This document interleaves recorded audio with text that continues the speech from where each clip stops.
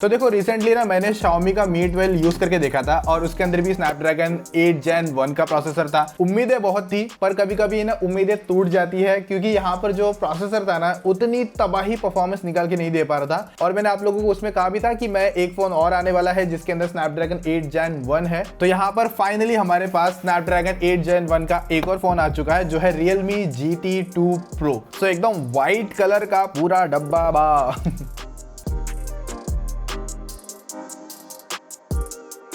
Now. तो ये जैसे फोन मेरे पास आया ना मैंने इंस्टाग्राम पे स्टोरी डाल दी थी और बोला था आप लोगों की जो भी क्वेश्चन रहेगा पूछ लेना। तो वहां पर सबसे पहला एक क्वेश्चन पूछा गया था कि ये जो सिग्नेचर है वो भाई साहब किसका है। तो जो ये GT मास्टर एडिशन है तो मास्टर एडिशन में मतलब मास्टर लोगों ने काम किया बेसिकली। तो उनका नाम कुछ तो नाओटो फुकसावा है। मेरा नाम अगर प्रोनाउंस में गलत हो गया रहेगा तो उसके लिए सॉरी। ये जो बैक है ना इसके पीछे ना हल्के हल्के टेक्सचर है और आवाज सुनो। तो यहाँ पर जो इसका बैक डिजाइन है ना इसे पेपर डिजाइन कहा गया है और ये ना बायो मटेरियल से बनाया गया है। तो अगर आप लोगों ने अपनी GF को कभी लेटर वेटर लिखा होगा, कभी प्रेम पत्र लिख दिया होगा, तो बाद में हो चुका होगा वो रिजेक्ट, फिर आपकी GF ने कहीं फेंक दिया होगा, तो वहां पर नाओटो फुकसावा भाई साहब ने उठा लिया और इसके अंदर डाल दिया। फालतू जोक था बट और जो ये मास्टर एडिशन है तो इस पे सिग्नेचर है और इसका नॉर्मल वाला एडिशन भी आता है जिसके अंदर ये सिग्नेचर आपको देखने नहीं मिलेगा और उसमें ना एजी मैट ग्लास मिलेगा और ये तो फिर भी खचर खचर है, वो थोड़ा सा अलग आएगा। 8GB 128 वाला वेरिएंट है जिसकी प्राइसिंग कुछ 45,000 रुपीज के आसपास में। 8256GB वाला वेरिएंट आता है जो मेरे पास में है 49,100 समथिंग है बट 50,000 पकड़ लो। ये चाइनीज प्राइसिंग है बाय द वे। आप में से बहुत लोग पूछते हैं कि आप डिवाइस कहाँ से मंगा लेते हो, तो सलीम बाबा टेक्निकल जो यूट्यूब चैनल है उनके थ्रू हम लोग मंगा लेते हैं। तो इसका जो डिस्प्ले है ना 6.7 इंचेस का LTPO2 एमोलेड डिस्प्ले है और 10 बिट का डिस्प्ले है। 120 हर्ट्ज की रिफ्रेश रेट के साथ में आता है और इसकी जो पीक ब्राइटनेस है ना वो 1400 निट्स की है भाई। तो मैं अगर सिंपल बताऊं इंडोर में तो कोई तकलीफ नहीं है, मस्त कंटेंट चलता है। आउटडोर में मैंने ट्राई करके देखा था और आउटडोर विजिबिलिटी एकदम तगड़ी है, कहीं भी ब्राइटनेस का इशू नहीं लगता है। और देखो मोस्ट ऑफ फोन्स है ना वो फुल HD प्लस आते हैं बट ये जो डिस्प्ले है ना ये क्वाड HD डिस्प्ले मिलता है, मतलब 2K का डिस्प्ले मिलता है। 2K प्लस है बेसिकली। भाई क्वालिटी या क्रिस्पीनेस कह लो बहुत ही तगड़ी है इस डिस्प्ले में। और एक अच्छी बात बताऊं क्या, इसका जो इन डिस्प्ले फिंगरप्रिंट स्कैनर है ना मोस्ट ऑफ फोन्स में ना नीचे की तरफ यहाँ आता है पर इस भाई साहब में यहाँ पर ऊपर की तरफ मिलता है जो प्रैक्टिकली बहुत ही सही है। और अगर इसकी स्पीड तो अगर आप लोगों को देखना है तो भाई देख ही सकते हो, एकदम फास्ट है। और इसके अंदर जो स्पीकर भी है ना वो डुअल स्टीरियो स्पीकर मिलते हैं जो डॉल्बी एटमॉस के साथ में। अरे भाई तुम्हारा वॉलेट गिर गया। पुष्पा पुष्पराज मैं झुकेगा नहीं। झुकेगा तो छोड़ो, लेकिन यहाँ पर जो इसका स्पीकर है वो तगड़ा है और बहुत ही अच्छा देखने मिलता है। पर यहाँ पर 3.5 mm जैक का गड्ढा गायब है, वो नहीं मिलता और ना ही बॉक्स के अंदर कोई कन्वर्टर या कुछ भी नहीं है। भाई साहब मैं अगर बताऊं इसका जो डिफॉल्ट कीबोर्ड आता है बेसिकली चाइनीज कीबोर्ड था, तो उस भाई साहब की जो हैप्टिक फीडबैक थी ना उसमें तो मजा नहीं आ रहा था। मैंने फिर गूगल का कीबोर्ड डाला और उसके अंदर हैप्टिक फीडबैक अच्छे आ रहे थे लेकिन वो जाके ऑन करना पड़ा। पर जो हैप्टिक फीडबैक कहीं कहीं जहां पर मुझे महसूस हुआ जैसे कि अनलॉक करने पे इन डिस्प्ले फिंगरप्रिंट स्कैनर हम लोग लगाते हैं ना तब। और बाकी यहाँ पर इस फोन के अंदर है ना हमें Android 12 मिलता है। तो सबसे पहले यहाँ पर मुझे जो हमेशा पसंद है वो 12 बजाने वाला सीन, तो हम Android 12 के 12 बजाएंगे।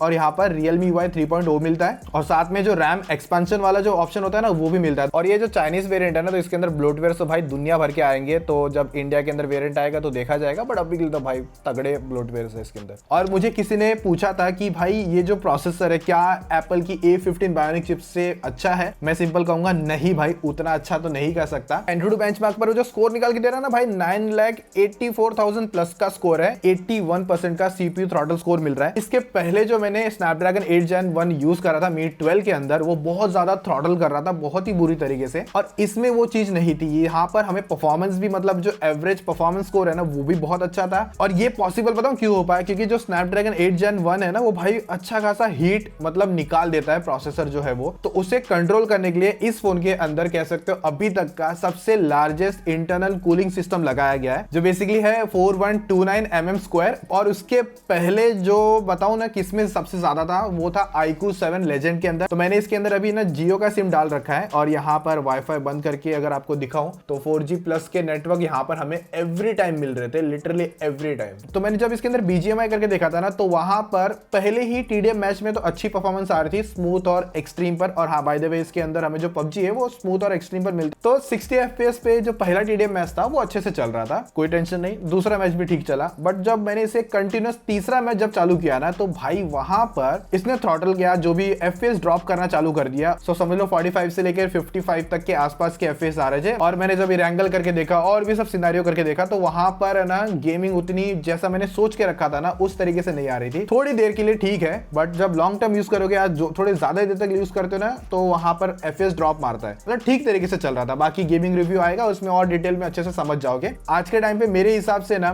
स्नैपड्रैगन 870 एक अच्छा और स्टेबल प्रोसेसर है। एक फोन और आया है जिसके अंदर डायमेंसिटी 1200 मैक्स है, बहुत तगड़ी परफॉर्मेंस निकाल के दे रहा है। बहुत ही जल्दी उसका वीडियो भी आएगा। मोस्ट ऑफ जो रियलमी की GT सीरीज होती है ना, वो है ना परफॉर्मेंस को ध्यान में रख के बनाई जाती है। GT मोड आता है जो ये भाई साहब ओवरक्लॉक पे चले जाता है और ज्यादा परफॉर्मेंस निकाल के देने की कोशिश करता है, बट वहां पर होता है कि फोन और हीट ज्यादा होने लगता है। तो आपके मूड के ऊपर डिपेंड करता है कि आप क्या करना चाहते हो। तो हम GT मोड को बंद कर देंगे। इस बार Realme GT2 Pro ये जो डिवाइस है ना, कैमरा में भी तगड़ा निकाल के दे रहा है। क्यों मालूम है क्या? इसका जो प्राइमरी कैमरा है वो है 50 मेगापिक्सल का IMX766 OIS के साथ में मिलता है। अल्ट्रा वाइड इसके अंदर एक मोड मिलता है जिसमें आप 150 डिग्री तक की अल्ट्रा वाइड फोटो ले सकते हो। और ये जो तीसरा कैमरा है, मैक्रो नहीं है भाई, ये माइक्रोस्कोप है। और जब मैंने इसे यूज करके देखा भाई, मजे ही अलग आ गए। मैं तो बोलता हूँ भाई वो मैक्रो फैक्रो निकाल दो, अभी ये माइक्रोस्कोप डालना चालू करो। ये थोड़ा सा इंटरेस्टिंग लगेगा क्योंकि मैंने यहाँ पर है ना कुछ ऐसे सैंपल्स खींचे थे जो नॉर्मल अगर आप देखोगे ना, तो यहाँ पर ये माइक्रोस्कोप है और उसके बाद में ये वाले फोटोज उसी का ही मतलब बोलता है ना नॉर्मल वर्जन का फोटो है। और कह सकते हो कि एक नया वर्ल्ड आप है ना एक्सप्लोर करते हो, मेरे हिसाब से मैं जितना समझ सकता हूँ। मैंने तो जब से आया ना, मैं चीजें बार बार इसे देख देख के देख रहा हूँ कि भाई किधर क्या है। और जैसे आप माइक्रोस्कोप चालू करते हो ना, तो पीछे की तरफ दो जो लाइट है ना, फ्लैश लाइट, वो भी चालू हो जाती है। तो यहाँ पर हम लोग धीरे धीरे जाएंगे। अभी कुछ नहीं कुछ नहीं कुछ नहीं कुछ नहीं। अब देखो, ओहो, मतलब देख रहे हो पूरा डिटेल। और कौन है ये लोग, कहाँ से आते हैं? और उसके बाद में एक फिश आई मोड भी मिलता है जो एक अलग ही क्रिएटिव लुक निकाल के देता है। तो ये अपनी नॉर्मल फोटो है, समझ लो। ओके, ये नॉर्मल अपना अल्ट्रा वाइड और यहाँ पर ये रहा 150 डिग्री। तो इसमें आप फिश आई कर सकते हो और नॉर्मल अपना अल्ट्रा वाइड भी कर सकते हो, जो भी आपको सही लगे। मतलब बेसिकली मैं कह सकता हूँ कि इसमें इस बार है ना कैमरा में बहुत अच्छी तरीके से अलग अलग फीचर्स दिए गए। एक 3D फोटो भी आती है जिसके अंदर वो फोटो को थोड़ा सा क्रिएटिव टाइप में जूम करता है। तो बेसिकली सिंपल ये है कि यहाँ पर आपको फोटोग्राफी के हिसाब से भी अच्छी अलग एक्सपेक्ट दे दी गई है। और साथ में इसकी जो पिक्चर क्वालिटी भी है ना, मेन सेंसर से भी, वो भी तगड़ी निकल कर आती है। मैंने बहुत चीजें ट्राई करके देखी थी, आउटडोर भी शूट कर रहा था तो वो भी अच्छा था। तो यहाँ पर जो वीडियो रिकॉर्डिंग देख रहे हो 4K 60 FPS में शूट करी जा रही है और स्टेबलाइजेशन का यहाँ पर आपको आइडिया मिलेगा। और यहाँ पे अल्ट्रा वाइड में आप स्विच नहीं कर पाओगे बाय द वे। और ये 4K 30 FPS पर अल्ट्रा वाइड शूट किया जा रहा है और यहाँ पर स्टेबलाइजेशन और बाकी वीडियो क्वालिटी का यहाँ पर आपको एक बेटर आइडिया मिल जाएगा। तो ये जो वीडियो 1080p 60 FPS पर अल्ट्रा वाइड पे शूट करी जा रही है और वही सेम चीज यहाँ पर आप रिकॉर्डिंग के दौरान स्विच नहीं कर पाओगे अल्ट्रा वाइड पर। और ये 1080p 60 FPS पे नॉर्मल है और यहाँ पर स्टेबलाइजेशन मुझे तो काफ़ी अच्छी लग रही है स्क्रीन पर, क्योंकि OIS भी यहाँ पर आपको मिल रहा है। यहाँ पर ये जो वीडियो है ना 1080p 30 FPS पे ही शूट कर सकता है, 60 भी नहीं करता। और बाकी डायनामिक रेंज का भी आइडिया आपको आएगा। वाइटिश है और मेरा फेस मस्त में चमक रहा है बाहर पूरा ग्लो रखा है।